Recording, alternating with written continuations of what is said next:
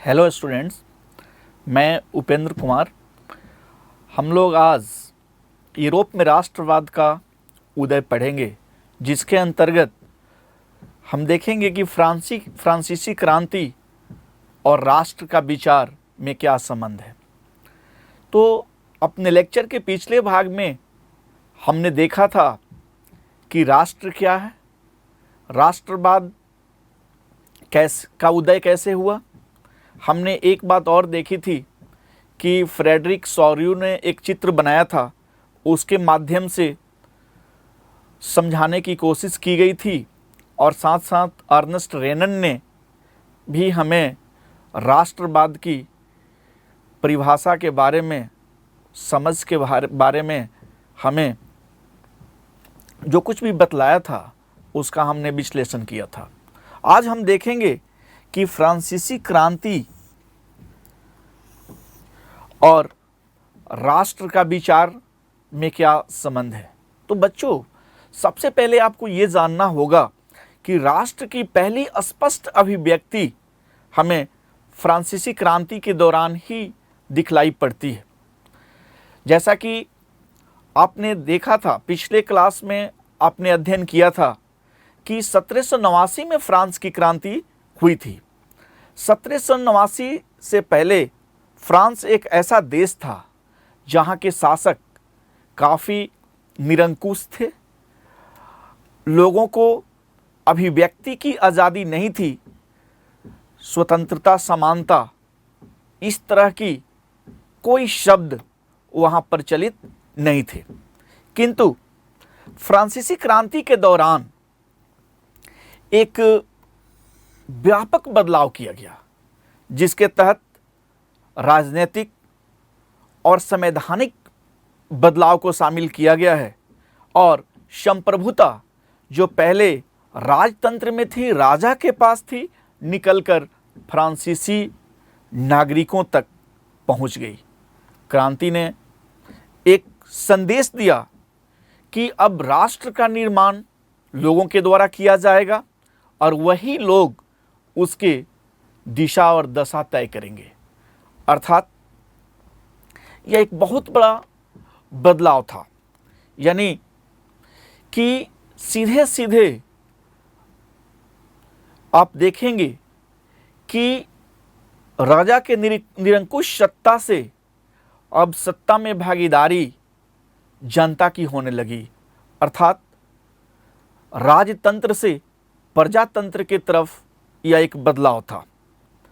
तो प्रश्न उठता है कि किस तरह से फ्रांसीसी क्रांति ने राष्ट्र की अभिव्यक्ति, जैसा कि हमने जब राष्ट्र की परिभाषा देखा था तो उसमें चर्चा की थी कि राष्ट्र में एक होने का बोध हो, यानी यहाँ राष्ट्र का जो निर्माण किया जाएगा, आम लोगों के द्वारा राष्ट्र का निर्माण होगा, आम लोगों की भागीदारी सुनिश्चित होगी, और लोगों में एक होने का बोध जब जागृत होगा, वहीं से वास्तव में राष्ट्र निर्माण की प्रक्रिया की शुरुआत होगी। तो इस तरह की प्रक्रिया हम फ्रांसीसी क्रांति के दौरान देखते हैं, क्योंकि लोगों में राष्ट्र का दिशा दशा तय करने के अधिकार की बात की जाती है। दूसरी बात, फ्रांसीसी क्रांति ने क्रांतिकारियों के द्वारा सामूहिक पहचान के लिए कुछ कदम उठाया गया फ्रांसीसी क्रांति के दौरान, यानी क्रांतिकारियों ने फ्रांस में एक सामूहिक पहचान की भावना जागृत करने के लिए अनेक कदम उठाए। जैसे एक बहुत ही महत्वपूर्ण जो अवधारणा है वो पितृभूमि और नागरिकों की अवधारणा है। पितृभूमि और नागरिकों जैसे विचार एक पूरे संयुक्त समुदाय पर बल देता है, और इसके तहत संविधान में जो भी अधिकार प्राप्त हैं उस अधिकार के माध्यम से लोगों में समानता और एकरूपता स्थापित करने की कोशिश की गई।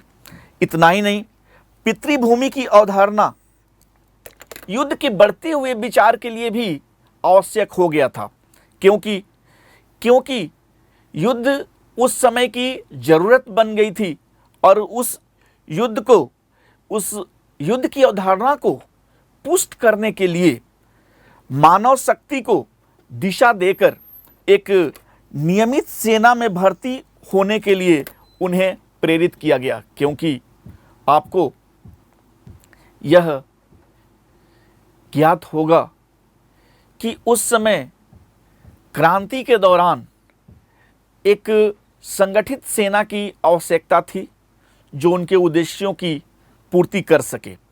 साथ ही आम लोगों में भी एक जूझने का और लड़ने का प्रेरणा होना चाहिए ताकि आम लोग अपने भागीदारी को सुनिश्चित कर सकें। इतना ही नहीं, फ्रांस में एक नया फ्रांसीसी झंडा का चयन किया गया जो पहले जो राजध्वज था उसके जगह पर इसे अपनाया गया। स्टेट जनरल का चुनाव अब सक्रिय नागरिक समूहों के द्वारा किया जाएगा, इस तरह की बातें की गई और स्टेट्स जनरल का नाम बदल दिया गया और इसे नेशनल असेंबली कर दिया गया। अर्थात ध्यान रखिए, पहले स्टेट जनरल जो राजतंत्र का एक पर्याय था, अब नेशनल असेंबली, और नेशनल असेंबली में नॉमिनेट नहीं किया जाना है, अब नामित नहीं किया जाना है, इसका चुनाव होगा और इसके सदस्यों का चुनाव होगा और यही शासन में महत्वपूर्ण भूमिका निभाएंगे। इसके अलावा नए स्तुति रची गई और शहीदों का गुणगान किया गया। ये जो कुछ भी किया गया, राष्ट्र को इसके माध्यम से अभिव्यक्त किया गया। अर्थात कहीं ना कहीं एक साझी विरासत लोगों के सामने प्रस्तुत की गई जिसके माध्यम से लोगों में एक होने की भावना जागृत हो सके। इसके अतिरिक्त एक केंद्रीय प्रशासनिक व्यवस्था लागू की गई जिसमें सभी फ्रांसीसियों के लिए समान कानून बनाए गए। कानून के समक्ष समानता बहुत ही आवश्यक बात थी, यानी कहीं ना कहीं विधि के शासन की यह एक शुरुआत थी। ये कहना बहुत मुश्किल है कि सभी लोगों के लिए समान कानून किस हद तक लागू हुआ, लेकिन इसे एक बहुत बड़ा शुरुआत माना जा सकता है। इतना ही नहीं,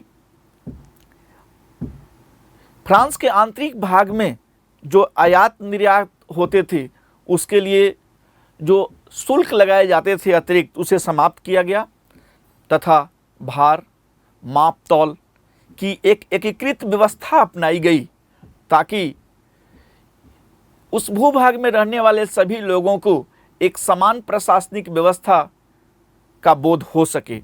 इतना ही नहीं, क्षेत्रीय बोलियों को हतोत्साहित किया गया और फ्रेंच को राष्ट्र की साझा भाषा बनाई गई। इस तरीके से आप देखेंगे कि ये सामूहिक पहचान के लिए कुछ कदम उठाए गए और इसके माध्यम से लोगों में एक होने की भावना सुनिश्चित की गई। फ्रांसीसी क्रांति ने कुछ अपना उद्देश्य तय किया था, लक्ष्य तय किया था और इस लक्ष्य के माध्यम से भी राष्ट्र का विचार फलीभूत हुआ और आगे बढ़ा। जैसा कि सबसे बड़ी बात यह थी कि क्रांतिकारियों ने यह घोषणा की कि फ्रांसीसी राष्ट्र का यह एक उद्देश्य होगा कि वह लोगों को निरंकुश शासकों से मुक्ति कराए। अर्थात फ्रांस यूरोप के उन लोगों को राष्ट्रों में गठित होने के प्रयास में मदद पहुंचाएगा और ऐसा अगर फ्रांस करता है तो यह फ्रांसीसी राष्ट्र का भाग्य है कि इस तरह का कार्य उसे करने का मौका मिलता है। फ्रांसीसी घटनाओं के तर्ज पर यूरोप के विभिन्न शहरों में विद्यार्थियों तथा शिक्षित मध्य वर्ग के द्वारा संस्थाओं का गठन किया गया, जिनमें जैकोबिन क्लब की स्थापना महत्वपूर्ण थी। बच्चों, आप एक चित्र के माध्यम से देख सकते हैं। चित्र जो है ये किस तरह से जर्मनी में स्वतंत्रता का वृक्ष का रोपण किया जा रहा है, किस तरह से जर्मन चित्रकार कार्ल कैस्पर फ्रिट्ज ने एक चित्र बनाया है, जिसमें यह दिखाने की कोशिश की गई है कि किस तरह से राष्ट्रवाद का विचार अन्य क्षेत्रों में फैल रहा है, इसमें किस तरह से फ्रांस का योगदान है।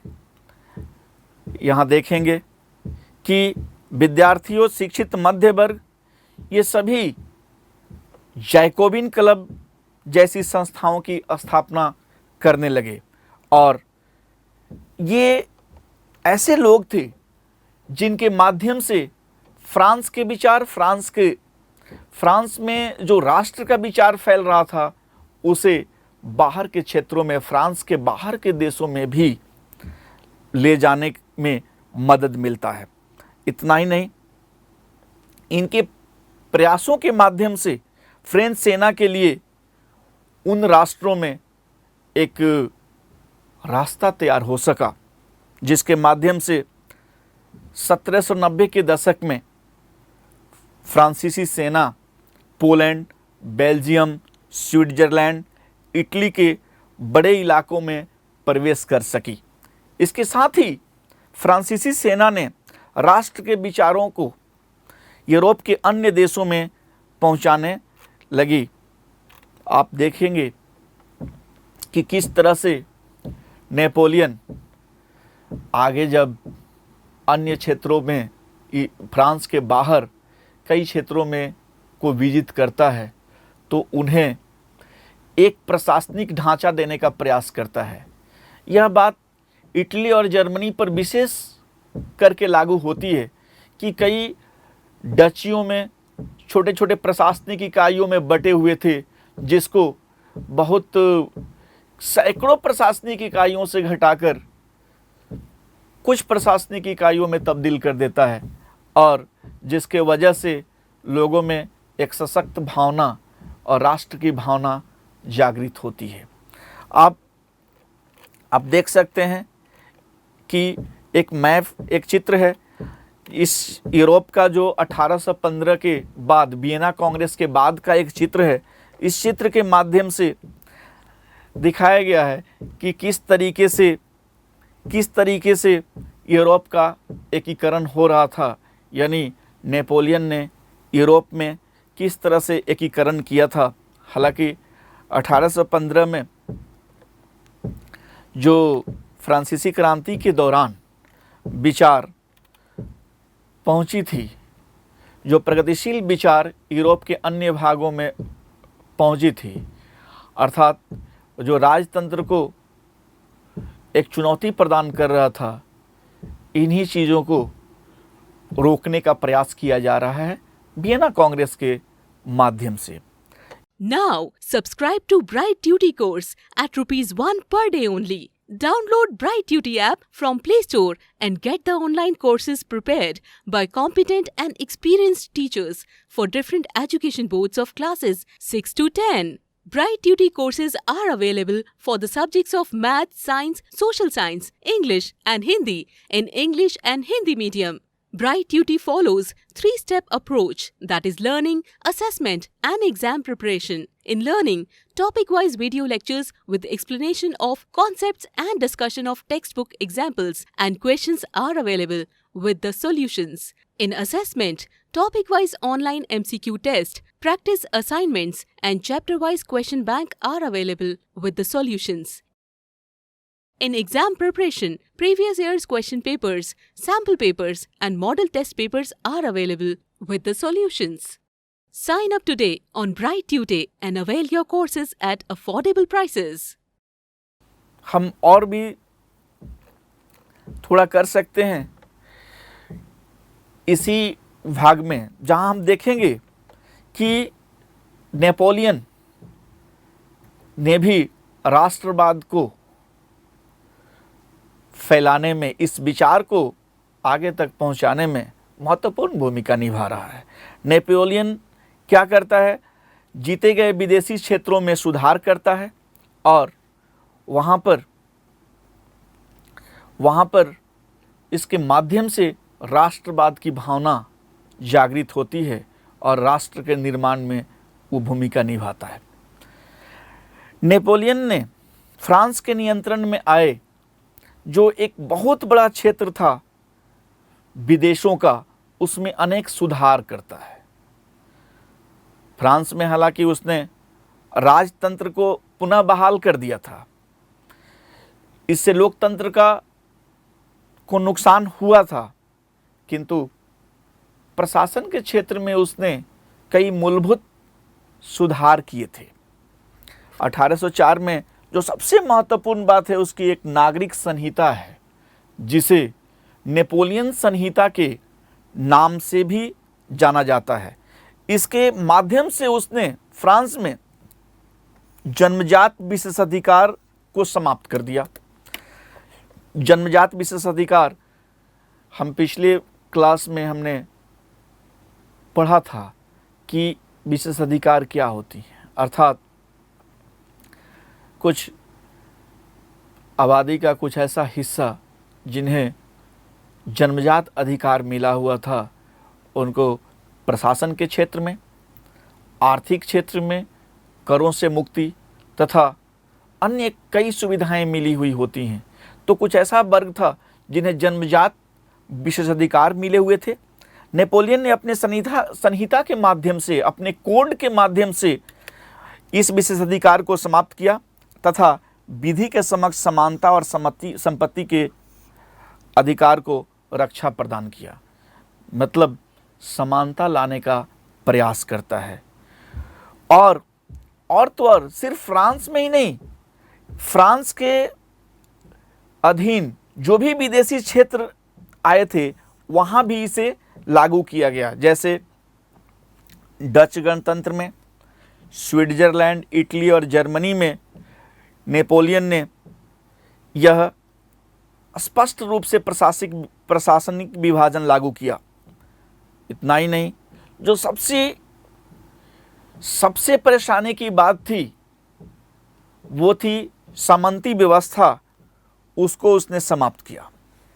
किसानों को जो भूमि दास्ता से जूझ रहे थे उसे समाप्त किया और जागीरदारी शुल्कों से मुक्त कर दिया।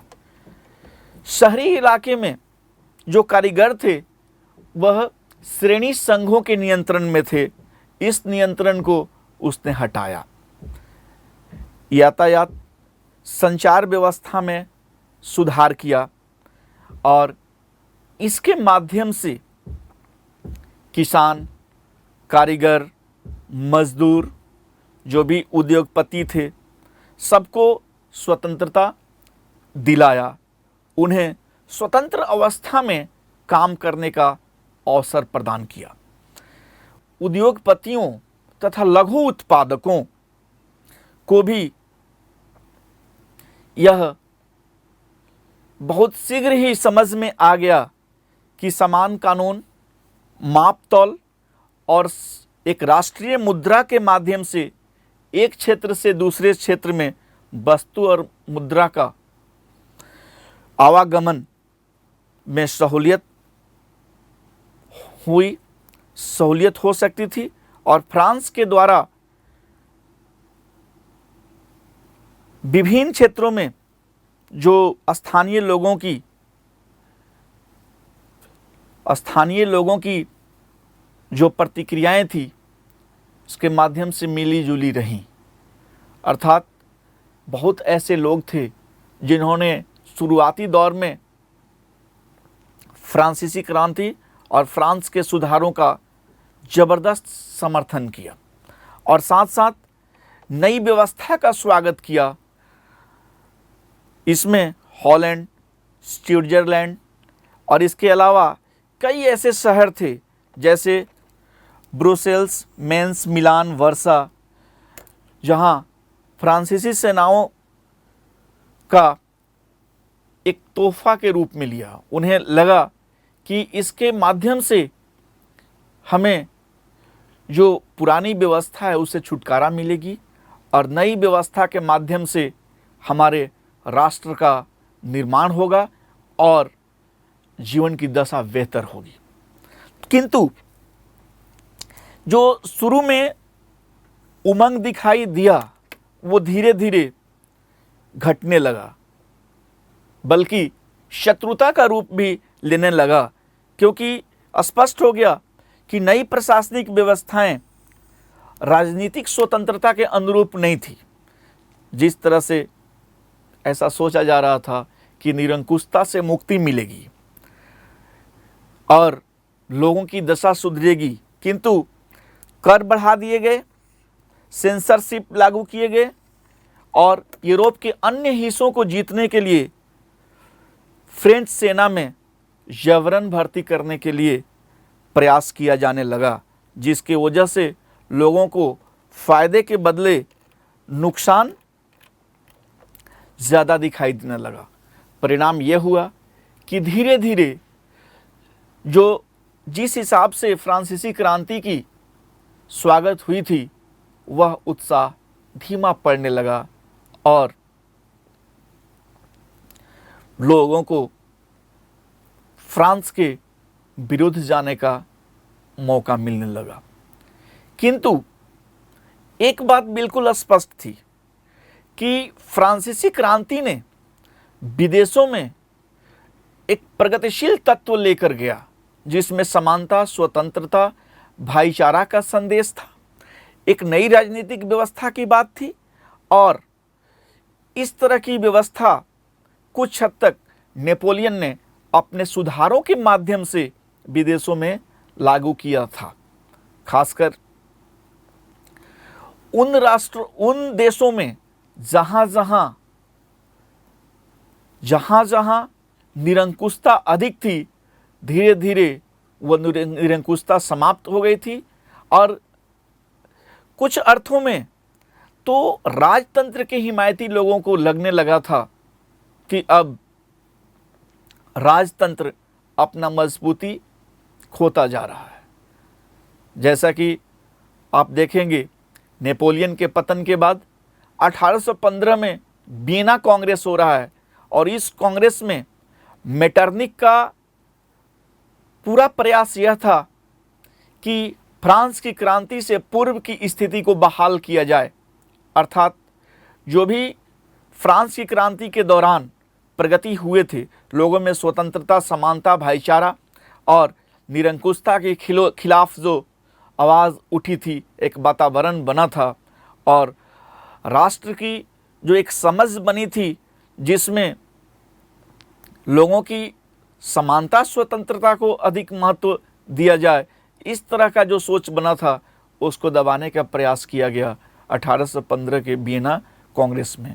लेकिन हम आगे देखेंगे कि वियना कांग्रेस के माध्यम से जिस तरह से फ्रांस की क्रांति के संदेश को दबाने की कोशिश की गई, उसकी प्रतिक्रिया आगे के वर्षों में दिखाई देता है और इसकी अभिव्यक्ति हमें कई क्रांतियों में और आगे जाके इटली और जर्मनी के एकीकरण में भी दिखलाई पड़ता है।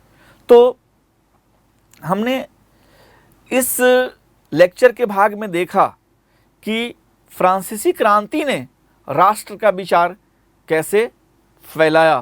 तो आपने इसे 4 बिंदुओं के तहत देखा कि राष्ट्र की पहली स्पष्ट अभिव्यक्ति फ्रांसीसी क्रांति के दौरान हुई।